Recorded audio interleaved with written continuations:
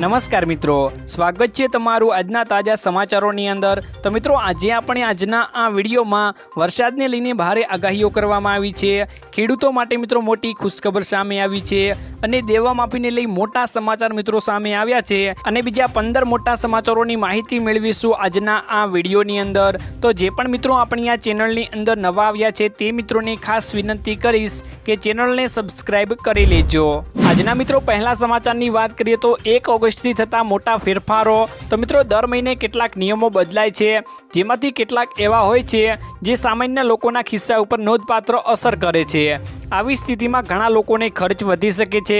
Gas સિલિન્ડરની કિંમતમાં ફેરફાર, ક્રેડિટ કાર્ડના નિયમો, વીજળીની ચૂકવણી વગેરે જેવા નિયમોમાં ફેરફાર થવા જઈ રહ્યો છે।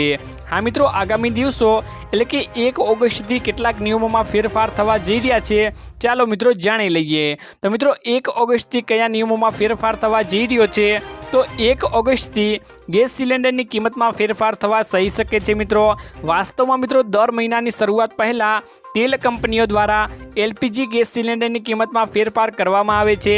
ત્યારબાદ મિત્રો નવા દર નક્કી કરવામાં આવે છે અને મિત્રો જુલાઈમાં 19 કિલોના કોમર્શિયલ સિલિન્ડરની કિંમતમાં ઘટાડો પણ કરવામાં આવ્યો હતો।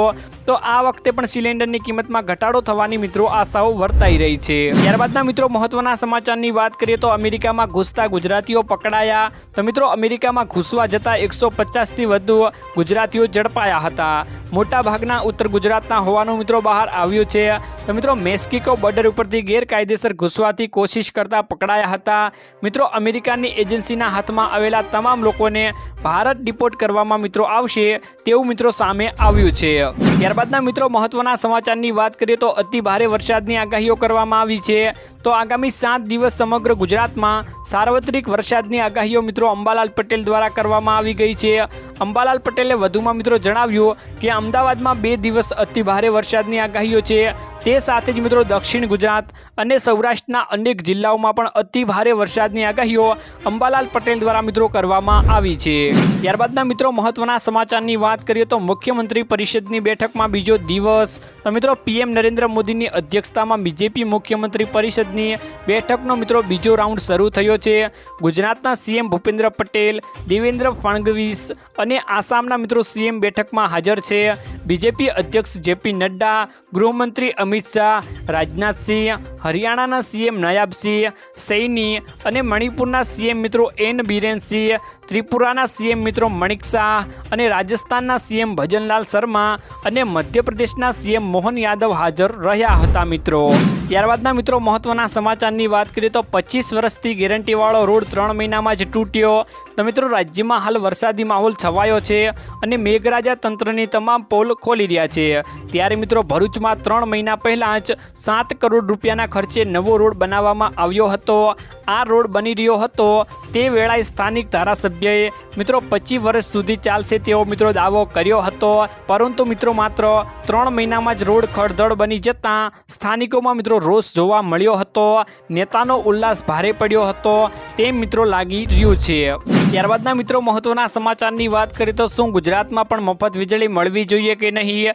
ભારતમાં મિત્રો 5 રાજ્યોમાં મળે છે મફત વીજળી। તો મિત્રો દિલ્હીમાં 200 યુનિટ મફત વીજળી આપવામાં આવે છે, જ્યારે મિત્રો ઝારખંડની વાત કરીએ તો ત્યાં મિત્રો 125 યુનિટ મફત વીજળી આપવામાં આવે છે અને રાજસ્થાનમાં પણ 5 લાખ પરિવારોને 300 યુનિટ મફત વીજળી આપવામાં આવશે અને હિમાચલ પ્રદેશમાં મિત્રો 125, તો પંજાબમાં 300 યુનિટ મિત્રો મફત વીજળી આપવામાં આવે છે। હવે મિત્રો વાત એ રહી કે શું ગુજરાતમાં પણ 200 યુનિટ વીજળી ફ્રીમાં આપવી જોઈએ કે નહીં? અમને મિત્રો કમેન્ટ બોક્સમાં કમેન્ટ કરીને તમે જરૂરથી જણાવી દેજો। ત્યારબાદના મિત્રો મહત્વના સમાચારની વાત કરીએ તો વીઘા દીઠ મળશે તમને 20,000 રૂપિયાની સહાય। તો મિત્રો અત્યારે ઓનલાઈન પ્લેટફોર્મ ઉપર તમને ઘણી બધી એવી મોટી જાહેરાતો જોવા મળી રહી હશે, જેમાં મિત્રો એવું જણાવવામાં આવી રહ્યું છે કે તમને વીઘા દીઠ 20,000 રૂપિયા અથવા તો મિત્રો 15,000 રૂપિયાની સહાય આપવામાં આવશે, પણ મિત્રો તેમાં કોઈ પણ એવો ઉલ્લેખ કરવામાં આવ્યો નથી હોતો કે તમને સહાય કઈ રીતે મળશે અને ખોટી લિંકો દ્વારા આપણને તેમની વેબસાઇટોમાં ઘૂસવાડવાના મિત્રો આ પ્રયાસો હોય છે, જેથી દરેક ભાઈઓને સાવચેત રહેવું અને આવી ફ્રોડ લિંકો ઉપર ખોટી રીતનું ક્લિક ન કરવું। અને સરકાર દ્વારા મિત્રો અત્યારે વીઘા દીઠ સહાય આપવામાં આવશે તેવી મિત્રો કોઈ પણ જાહેરાત અત્યારે આવી નથી। સરકારની આવી કોઈ પણ જાહેરાત આવશે તો મિત્રો તમને અમારી આ ચેનલ થકી જાણકારી મળી રહેશે, તો અમારી આ ચેનલને મિત્રો જરૂરથી સબસ્ક્રાઇબ કરી રાખજો। ત્યારબાદના મિત્રો મહત્વના સમાચારની વાત કરીએ તો ગુજરાત સરકારનો મોટો નિર્ણય સામે આવ્યો છે, જેમાં મિત્રો મધ્યપ્રદેશ, ઉત્તર પ્રદેશ, રાજસ્થાન, છત્તીસગઢ, ઓડિશા અને ગુજરાતની સરકારોએ રાજ્ય પોલીસ ભરતીમાં અગ્નિવીરો માટે અનામતની જાહેરાત કરી દીધી છે। આ પહેલા મિત્રો 17 જુલાઈએ હરિયાણા અને 22 જુલાઈએ ઉત્તરાખંડ અને સરકારે પણ અગ્નિવીરોને 10% અનામત આપવાની જાહેરાત કરી હતી। તો કેન્દ્રએ મિત્રો મંત્રાલય મિત્રો BSF અને CRPF, ITBP, SSB અને CISFમાં મિત્રો અગ્નિવીરોને 10% અનામત આપવાની પણ મિત્રો જાહેરાત કરી દીધી છે। ત્યારબાદના મિત્રો મહત્વના સમાચારની વાત કરીએ તો અંબાલાલ પટેલની અતિ ભારે વરસાદની મિત્રો આગાહી સામે આવી છે, જેમાં મિત્રો હવામાન નિષ્ણાત અંબાલાલ પટેલે આગાહી કરતા જણાવ્યું હતું કે અમદાવાદ અને ગાંધીનગરમાં વરસાદની શક્યતાઓ છે।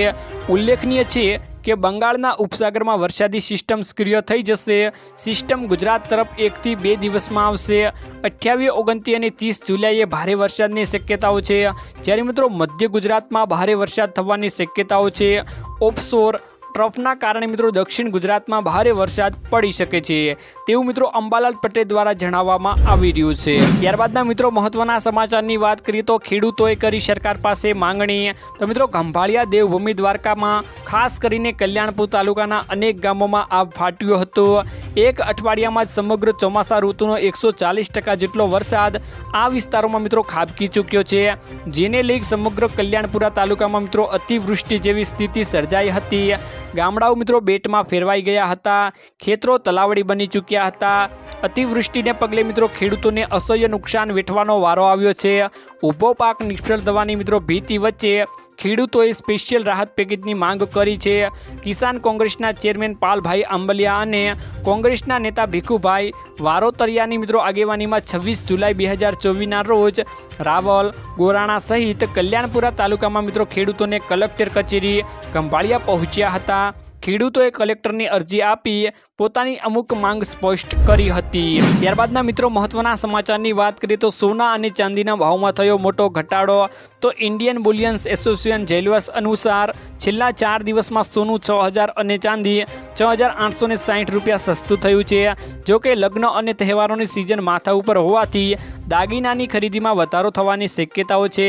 મિત્રો 24 કેરેટ સોનાની કિંમત આશરે 68,000 મિત્રો 870 પ્રતિ 10 ગ્રામ છે। પ્રતિ કિલો ચાંદીની કિંમત 81,500 રૂપિયા છે મિત્રો। ત્યારબાદના મિત્રો મહત્વના સમાચારની વાત કરીએ તો રાજ્યમાં બાગાયતી ખેતીના 4 સેન્ટર બનશે। રાજ્યમાં બાગાયતી ખેતીના વાવેતર માટે 4 સેન્ટર બનાવવામાં આવશે તેવી મોટી જાહેરાત કરવામાં આવી છે, જ્યારે અમરેલી, દાહોદ, બનાસકાંઠા અને ગાંધીનગરમાં બાગાયતી ખેતી માટે સેન્ટર બનાવવામાં આવશે। આ સેન્ટરમાં બાગાયતી ખેતી માટેની તાલીમ અને નિદર્શન આપવામાં આવશે। કૃષિમંત્રી રાઘવજી પટેલ દ્વારા આ બાગાયતી ખેતીના વાવેતર માટે સેન્ટર બનાવવાની માહિતી આપવામાં આવી છે। ઉલ્લેખનીય છે કે મિત્રો બાગાયતી ખેતી ખેડૂતોને વધારાની આવક મેળવવામાં મદદ કરશે તેવું મિત્રો માહિતી આપવામાં આવી રહી છે। ત્યારબાદના મિત્રો મહત્વના સમાચારની વાત કરીએ તો રાતોરાત 2 લાખ રૂપિયાનું દેવું માફ થશે તેવા મિત્રો સમાચાર સામે આવ્યા છે, જેમાં મિત્રો ચૂંટણી વખતે કોંગ્રેસ અને બીજી પાર્ટીઓએ એવા મિત્રો દાવા કર્યા હતા કે ખેડૂતોના દેવા માફ કરવામાં આવશે। અમારી ચૂંટણીમાં જીત થાય છે તો ખેડૂત ભાઈઓના લોન માફ કરી રાહત આપવામાં આવશે અને મહિલાઓને 8,500 મિત્રો જમા કરવામાં આવશે। તો અનેક નાના મોટી જાહેરાતો વિવિધ પાર્ટીઓ દ્વારા કરવામાં આવી હતી, જેમાં મિત્રો કેટલાક રાજ્યોમાં કોંગ્રેસની સરકાર પણ બની છે અને બીજી પાર્ટીઓની સરકાર પણ બની છે।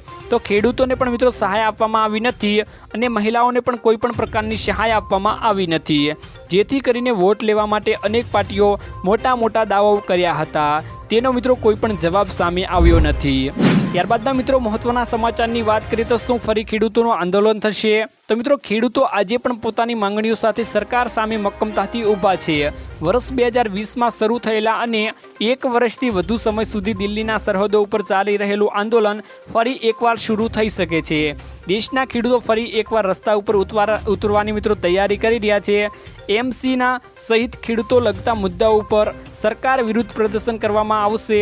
સંયુક્ત કિસાન મોરચા સાથે એક બેઠક યોજાઈ હતી, જેમાં 17 રાજ્યોમાં મિત્રો 150 પ્રતિનિધિઓએ ભાગ લીધો હતો, જેમાં ખેડૂતોને પેન્શન, MSP અને અન્ય મુદ્દાઓ ઉપર મિત્રો ચર્ચા કરવામાં આવી હતી. ખેડૂત આગેવાનોનું મિત્રો કહેવું છે કે સરકાર 3 કાળા કાયદા સાથે તાનાશાહી વલણ અપનાવે છે, જેથી કરીને ફરીવાર ખેડૂતો આંદોલન થઈ શકે છે તેવી મિત્રો માહિતી સામે આવી છે. મિત્રો આજના આ વિડીયોમાં આટલું જ હતું. મળીશું એક નવા વિડીયોની સાથે. ત્યાં સુધી મિત્રો વિડીયોને એક લાઇક કરી ચેનલને મિત્રો જરૂરથી સબસ્ક્રાઈબ કરી લેજો.